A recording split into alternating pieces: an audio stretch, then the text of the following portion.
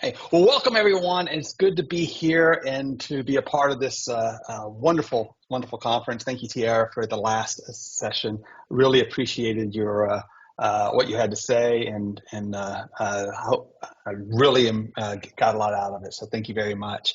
And so today I'm going to be talking about navigating faith in the workplace, and I just want us to think about a couple of things here as we do this. So I don't know if you guys heard of James Adamson. He had faithfully spent hours praying for women outside abortion clinics, peacefully pleading with them to spare the children's life and to choose life. Pro-abortion advocates doxed him to his employer, Neiman Marcus, and higher ups got involved and insinuated that there were moral problems with his church attendance and pro-life activities. And then they fired him on some vague charges. Or maybe we heard about Fire Chief Kevin Cochran from Atlanta. We know we have someone from Atlanta here. And where in Atlanta, he wrote a Christian book espousing Christian beliefs and Christian ethics, which caused a great firestorm. And he ended up getting fired for his beliefs. That is the story, and could be numerous stories as well. I know people across the nation who have had struggles with their faith in the workplace. And I will tell you that is something that I have been passionate about there and passionate about talking about for many years as a person who has made my life in the Christian world and hoping to continue my life in that in the Christian world and in the secular world here. So my name is Garrett Dickens. I am the Senior Vice President of Training for a credit union called Civic Federal Credit Union. It's also called Local Government Federal Credit Union. We have two different names. Not going to go into all that today because that's kind of confusing to people who don't know what we're doing. But I've been here at this organ in Raleigh, North Carolina since July 8th. I moved into town to take this position and been excited to be a part of this. But a part of my passion has been really integrating faith in places that have been hostile. How I became very, very passionate about this is before I went to Liberty University, I actually started off at a place called Marshall University. I ended up transferring to Liberty, but there I got to see firsthand, kind of on a secular world where there were challenges to my faith, worldview challenges to try to influence me and to give up the faith that I grew to learn and love.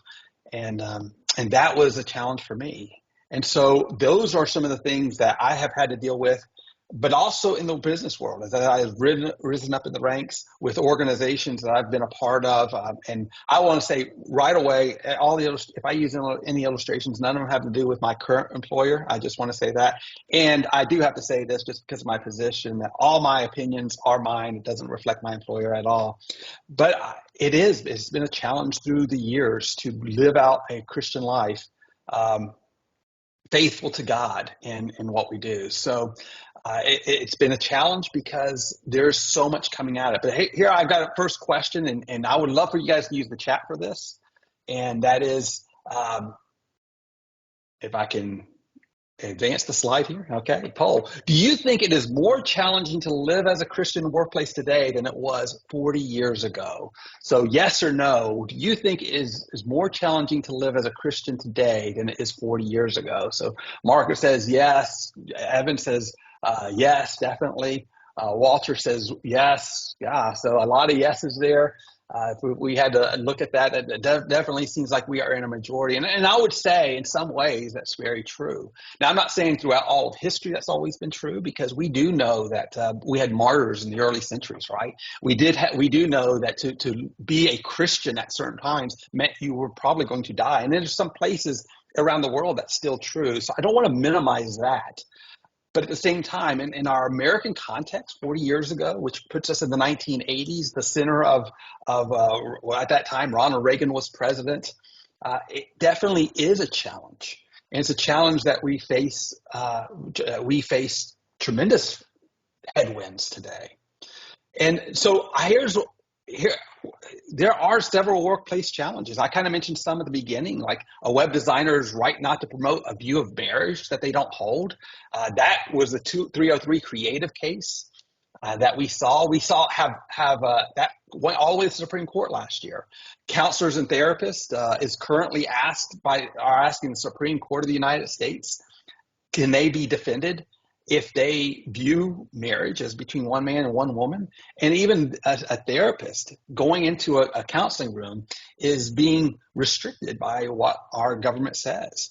A judge in Texas ordered lawyers at Southeast West Airlines to get specialized training as a part of a settlement suit of a flight attendant who claimed she had been fired for her opposition to abortion. They're still fighting that, and Southwest is appealing that. But right now, that's what they're going through. And then, if you remember a few years ago, CEO Brendan Eich was forced to resign from Mozilla because of his views of traditional marriage. And of course, the recent Supreme Court case of a post office employee who had to fight all the way to the Supreme Court because working on Sundays violated his beliefs. And so all those are kind of attacks in some ways to the Christian worldview. So in the chat, what modern challenges do you see Christians facing in the workplace? What have you seen as challenges people are facing right now in the workplace? So put some things in the chat there, and what do we have there? What do you see as some modern challenges that people are facing in the workplace? I like to pause a little bit, but I don't like too much dead air time. So I'll give you guys, what challenges do you see that Christians are facing in the workplace? Forced to take training that do not align with belief. Yeah, forced. We're going to talk about that in just a second, Julie. The training that they're more anti-Christian sentiment. David, exactly right. There is a kind of a hostility that we haven't had to deal with in the past. I think you have to take DEI. I don't know if it looked like tyranny and training at the same time. I don't know if that was a misspelling or it was purposeful, Mark, but that is actually kind of funny. So DEI training and those kinds of things there. And you can't openly share your faith. Yeah. So anything else from people out there, what modern challenges that you see we're facing in the workplaces? So, and things like that. I mentioned a few here, right? So to even mention some of these things out in open is a challenge. And so we have, those are a part of what we have to do. These are great challenges. Vast skepticism and criticism of Christianity. Yeah, there is. I mean, if you think about it right away, I mean, if you remember back in, I think it was April when Covenant Schools in Nashville, Tennessee, and there was a shooter. This person had an identity that was identifying as a male, even though she was a female, and came and shot up a school that she had attended. And many in the media started blaming the school for their beliefs rather than the shooter who perpetrated that. I mean, there's that skepticism and criticism right away that we had to defend kids in a school, in a church. Covenant School is a Presbyterian Church in America school, obviously a conservative school, and that happened. And you can't express opinion that counter with the current secular views. And you're right, Mark. There's a lot of that has going on right there. Is we have that challenges that even expressing our views is challenging. But I've experienced all of that. And many of these that you guys are saying, and I want to say that I get a lot of inspiration, from one of the places is Daniel and the life of Daniel's faith in the hostile land, and just kind of give you an idea of what's going on here in Daniel's life. And so we're going to break open a little bit of what happened with Daniel. Babylon, which was, if you look at the first chapter, they took a lot of people, and what they did is they dispersed people in Jerusalem. And Babylon was a tough place for a devout Jew like Daniel. I mean, imagine being ripped away from your homeland and plopped into a society that's pretty much the polar opposite of what you believe in. The Babylonians had their own pantheon of gods, and they were deeply entrenched in their own cultural norms, which often clashed with Jewish law. But the story of Daniel shows a profound commitment of his faith he didn't just shy away from praying to his God, even when the new laws were specifically designed to trap him into betraying his faith. Remember the lion's den? Daniel could have easily complied with the king's decree and prayed to any god except for the king for 30 days. Instead, Daniel continued his regular prayer routine, knowing full well it could and did land him into the lion's den. So when I've looked at Daniel, the kicker is how Daniel navigated this. He was unapologetically Jewish. Yes, he also had an earned reputation of wisdom and integrity. He was able to serve the king and advise him at the highest levels in a culture and a land that was hostile to his beliefs and to his faith. And so Daniel is kind of like a master class in how to be faithful, to live faithfully in a society that doesn't necessarily share our values. And so as I have risen up and as I've done things in life, I've run constantly to Daniel to say, hey, how did Daniel do it? What is it about Daniel that helped him rise up? I want to say recently I did a survey and I asked people, I said, what is more important to you? Your race, gender, sex, or your religious beliefs? And astronomically one-sided, people said the most important thing to me is my religious beliefs. And I would say the same thing. I'm Hispanic. My mom is from Puerto Rico. And you know what? I'm proud of that. I love that I'm Hispanic. I love that I share a heritage that is rich and fun and enjoyable. But at the end of the day, I'm first and foremost a Christian. I'm a servant of God. I am created in God's image and recreated through his work. And so my first priority is not to my Hispanic culture or not to the American culture and not to any political party. My first and primary role as a Christian is to live before the face of God. And so that is what I've done. So his faith, Daniel's faith, has been an inspiration to me. So I want to ask you this question here. So have you ever felt pressure to compromise your faith when at work? Have you ever felt compromised to felt pressure to compromise your faith when at work? Yes or no? That's all I need to know. So put that in the chat. Yes, right away. Mark comes there. Yes. Julie, sorry, is yes. Sorry, Julie. My stepmother is named Julia, so if I accidentally say Julia, it's because of that. So have you ever felt compromised to compromise your faith at work? Yeah. So Tiara also says yes. I think most people have, and most people have had to do it. I can remember an organization I used to work for. I'm going to keep their name. Thankfully, no, Mark, Matt. I'm glad you haven't. That's becoming more and more rare in our day. A few years ago, I had to make a really tough decision, and I was working for an organization that is a very large organization, and I was going to have to do something, and my boss asked me to do something that I told them I can't do. And I looked at him and I said, this goes against my religious convictions to actually do this. And lo and behold, the organization got sued over it too. And they actually backpedaled and settled with some people on this. So there was a challenge there, but I had to stand up to it. And I said, even if I got fired, this is something I can't do. And I can't compromise on what I'm doing. I'm glad they backpedaled within like 2 months. I didn't lose my job, but there were some people who did lose their job over it. And fortunately, they were all brought back and offered money and maybe a settlement. Maybe it would be better if I got fired and they would have given me a lot more money. But I wasn't, and I never did compromise. Many of us are going to feel that pain. And I believe as the culture gets more hostile, we're going to see more of this happening. So how did Daniel navigate this and navigate well the ideas that we're talking about? How did he be able to come up to the highest levels of the Babylonian Empire, be one of the most trusted advisors of the king, and yet not compromise his faith? And I'm going to say it came around two different things.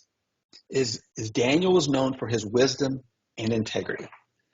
Daniel wasn't just a dream interpreter on the side. He was a top-tier advisor who rose to the high ranks of Babylonia and later the Persian Empire.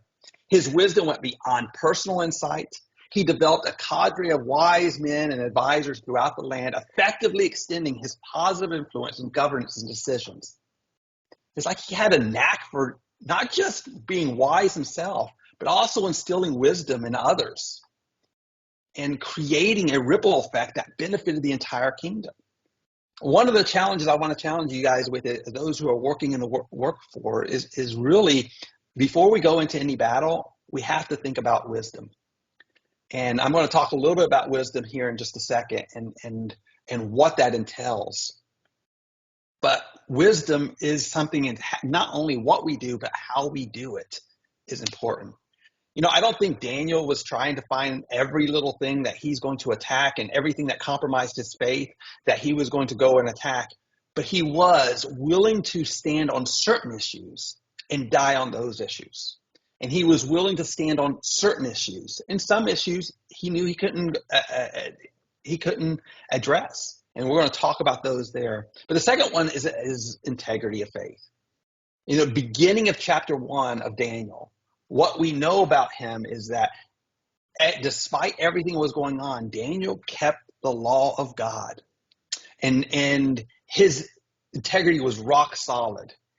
Not only was his integrity rock solid, he was a trusted advisor. So everyone knew that despite everything else, he was for the company. One of the things, I had a problem several years ago with a guy who was a Christian, and I agreed with him on the issue, but it sounded like he was against everyone except for himself. And it sounds like he was against all these things except for himself. And he was against the company. He was against this. He was against that. And Daniel didn't come across that way. He was a man of integrity who knew how to address issues, but he was a man who stood rock solid on integrity, that everyone knew that they could trust him and that he was really trying to look out for everyone else, even if they didn't believe like him. He was trying to address those and transcend the cultural and religious barriers. He didn't bend his personal faith even an inch and remain committed, but he also was for helping the organization or helping the kingdom that he was a part of and that God put in the place that God has given him. You are placed in the position that you are placed in for such a time as this, as Esther was. Esther was a queen, and for such a time as that, she was placed in there. And she couldn't change everything in her kingdom. But what she could impact could have an impact for everybody else and for believers. And I believe that integrity is there. Abraham Kuyper is one who said this. He says, "There is not a square inch in the whole domain of human existence over which Christ, who is sovereign over all, does not cry, mine." Everything we do and how we do it in the position that God has, you're just a keeper of that for God. Now, what does that mean? Earlier, Tiara was asked a question about, how do we navigate this faith here? And how do we navigate what we're doing?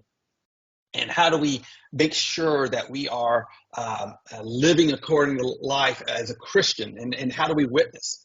Martin Luther was addressed the same thing. He came and someone asked him, how do I, in my position, could I be a great person in my position? And Martin Luther says this, is to be a Christian cobbler doesn't mean you sew crosses on the side of your shoes, but to produce great shoes is how you become a Christian.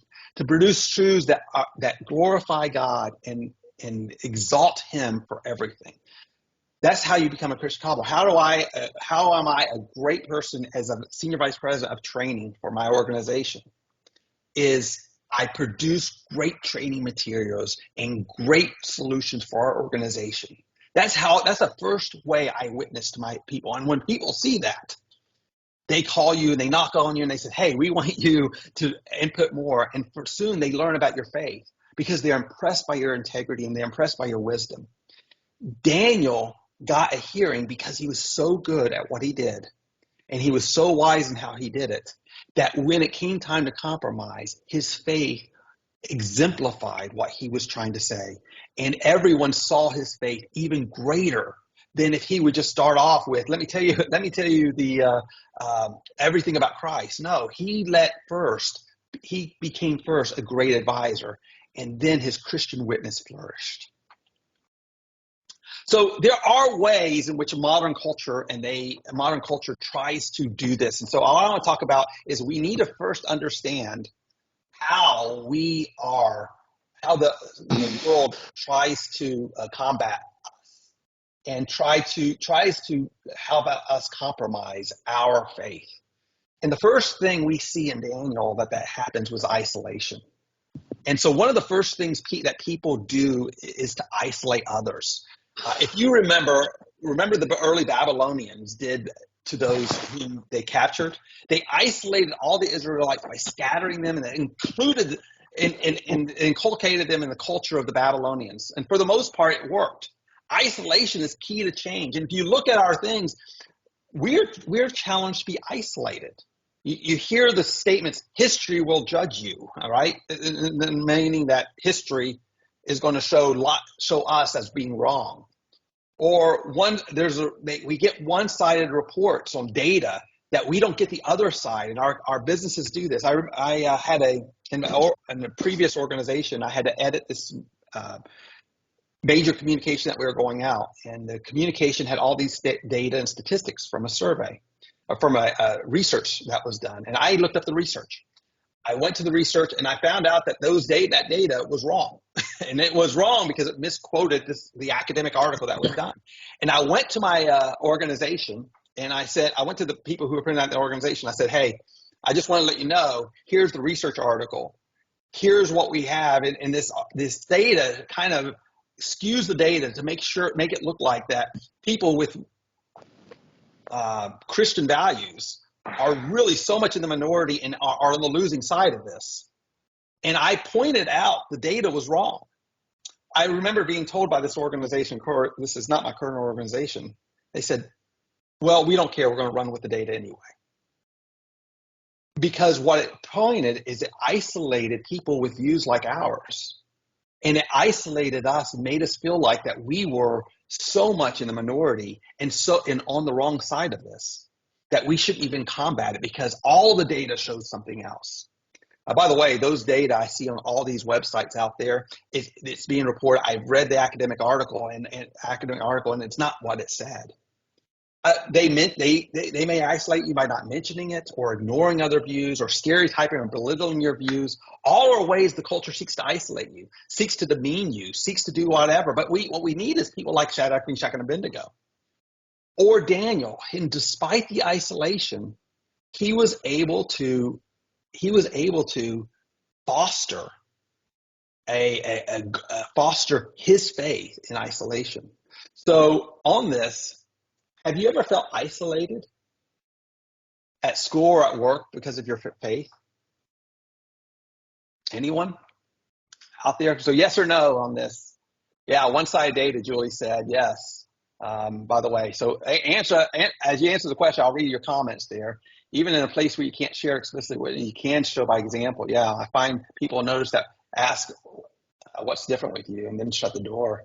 Have you ever felt isolated? Now, if you work for Liberty, you may not feel isolated. But yeah, there's a lot of things that we face that's isolation there. Yeah. And that's by design, by the way. In some of the programs at works that we get, the design is to show that you are in the minority. Now, I have a question. So some of you that answered there, what do you think we can do to combat that isolation that we feel? What are some of the tactics that we can use to ensure that we can combat the negatives of isolation?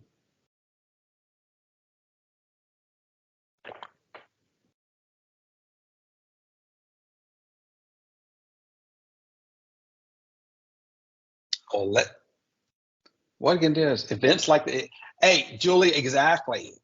Getting together with Christians on events like this is there's a group I belong to. It's a Christian business ministry group as well that is very helpful. Pray, seek company of like-minded individuals. Yeah. Guys, Tiara is exactly right. And I will say your church holds a key to that, right? Find business leaders in your church that you can get together with. I was listening in preparation of this. I was listening to a podcast from about 4 years ago, 3 or 4 years ago, from John Stone Street and the Breakpoint podcast. And Mark says we have a Bible study form at work. Yeah, I'll get into that. But John Stone Street was talking about no, it wasn't John Stone Street. It was I can't remember his name. His book is at the end of this thing as a recommendation. He was talking about in communism, when totalitarian was hitting in, he says what kept these people's faith alive was getting together in groups of people who had the same passion to live out the Christian walk. Mark, you hit it right on there. Tiara, you hit it right there. And he says that helped them sustain them through all of this, that they weren't alone. They may not have been in the majority, but they weren't alone. And they can go through this, and they can go through life, and they can go through it effectively and efficiently. So another one is indoctrination. And so if you know what we are talking about here is the indoctrination is another step. And that indoctrination is that when Daniel was brought into the Babylonian Empire, what happened is that they put him through schooling and education. Guys, he had the equivalent of Babylonians' Harvard education, where they try to re-indoctrinate him on those kinds of things and re-indoctrinate him on what to believe. I think we could see that's occurring in businesses today. There's an indoctrination. Not only do they isolate you, but they indoctrinate you into things that, in such things. And he was immersed in there, but the indoctrination that we have, around DEI. I could do a whole lesson on DEI, and I think other people have done a better job on it than me. But Mark, you're exactly right. DEI is something that is a challenge. I'm all for diversity, right? God made everyone in His image. However, the how it's being produced today I think is the opposite of how Christians should be producing it. So these indoctrinations is designed to get you to think differently. But not only is it indoctrination, but then assimilation. And assimilation often begins benignly. It can start with seemingly harmless invitations to participate in the dominant culture's activities and rituals. Over time, individuals might find themselves not only adapting these principles, but also championing them. And I've seen people who say they go to great churches who preach the word of God, that we would all say, yes, I love that church. And yet where are they? They assimilate and they embrace things that aren't true. Yeah, someone needs to mute themselves if I hear someone in the background here. So Daniel's experience in Babylon provides a master class that he wasn't assimilated. If you look at the first chapter, what did he do? He separated himself, and the things that they were doing, sometimes he had to do it differently. When he prayed, he kept praying and wouldn't be assimilated in their ways. So Daniel provides that he kept doing the same things. And one of the areas I want to just say, when they assimilate us, it's because we get out of the routines. Guys, every morning at 6 o'clock in the morning, I'm doing my Bible study and I'm praying. Form those routines of meeting with people, having regular routines with other people, doing your Bible study, going to church and listening to it, but also networking with people. When I had to network with other people because I was in charge of a program and the way our organization wanted to head it was not the way I thought should have been headed, I reached out to business leaders who were Christians and said, how did you handle this? To keep me from assimilating. And finally is confusion, is they try to have confusion. You know, the servant in the garden said, did the Lord really say this? And you can have all the kingdoms in the world, Satan said, if you would just do this when he was tempting Jesus. But, God sends us out as sheep among wolves. Now, picture this for a moment. I know I'm going a couple minutes over, but picture this for a moment. You have a string of wolves. He says, I send you as sheep among the wolves. That means you're a lone sheep and surrounded by wolves. How long do you think that sheep is going to last? Probably not very long, except for God being with you. And we can pretend if we're that sheep, that somehow we can be a wolf or act like a wolf, but they're going to rip us apart some way. we need to be wise and understand the confusion that happens. I think also in evangelicalism, this is happening today. Evangelicals and and as Liberty, I'm glad we stand on truth and that thing. But if you look at the broader context of evangelicals, a lot of confusion is going on. We've seen it a lot in the last few months, but we've seen it in the last 10 years. And we need to really get back to the scriptures and what they have to say. So what should a Christian do? Well, I'm going to say is first, I think we need to have wisdom. We need to have an integrated commitment. Guys, Daniel, if he went into these situations and it was just him versus Babylon, he would have never been trusted advisor. He would have never been able to witness as strongly. No, he said, where Babylon and I can agree, I'm going to advance it, and I'm going to advance it wisely. But he was always first committed to God. Next, I want to say wisdom is be winsome. There was a time where I had a guy and he was standing on truth, but he was doing it in a way that wasn't winsome. People didn't feel loved. And what it did is it hurt other Christians. So when other Christians had things, it's another one of those Christians who's probably going to do this, this, and this. Be winsome and loving towards other people, but be a collaborative spirit. Make sure you collaborate in a cornerstone of progress, and make sure it's just not you against the world, but be truth-centered and truth-centered in love. But I want to also say have strategic silence. Alexander Solzhenitsyn, who was a Russian dissident during communism, said, we may not always be able to speak out for truth, but we cannot deny truth when it's there. Sometimes you have to say, I need to speak out for truth. Sometimes you don't. And he said, sometimes in the communist area, you didn't go out and say, hey, go out in the street corner to say, I'm against communism and the Russian communism, and they want to kill you. You may not always have to speak out, but you can't, when asked, you cannot deny the truth. You always have to stand firm on the truth. And finally, be in integrity. Be a person of integrity. Stand and live the Christian walk. And when we fail, admit it. Repent. Go to people that you have to get it right. At the end, though, we may have to have a theology of getting fired. And some of us may have that. So I want to recommend a few books here. Is one, Rosaria Butterfield. If you haven't read anything by Rosaria Butterfield, she's a phenomenal author who's a great Christian who's standing up there. She has a new book called 5 Lies of Our Anti-Christian Age. Worth getting it. Carl Trueman has A Strange New World that was based off a bigger, more exhaustive document that he addresses a lot of the things that we're combating today and where they come from and how to address those. And then Rod Dreher in his book, Live Not by Lies.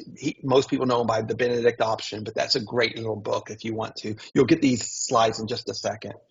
And so anyway, I remember early on in my career having to adjust and change throughout the time to understanding how to navigate those faith journeys within work. There were people that I got around me that we pray together. In fact, the other week I was having a tough week, and another guy who's a Christian out at my work, he and I got to the side, went aside, and we prayed. And it was just a wonderful blessing. He's a great Christian man who loves the Lord. And I'm fortunate. There's several of those at where I work. There's several of those people that I can really trust and rely on. We need to be people who are working with Christians and not isolating ourselves, not giving into the indoctrination, not being assimilated, but standing in wisdom and integrity. And as we do that, I think God's going to bless us. And yes, we may be the only one in an organization. There was an organization I felt like I was the only one. But God put you there for such a time that you can glorify him and exalt him in your job. Is there any questions that you guys have? Anything you want to say?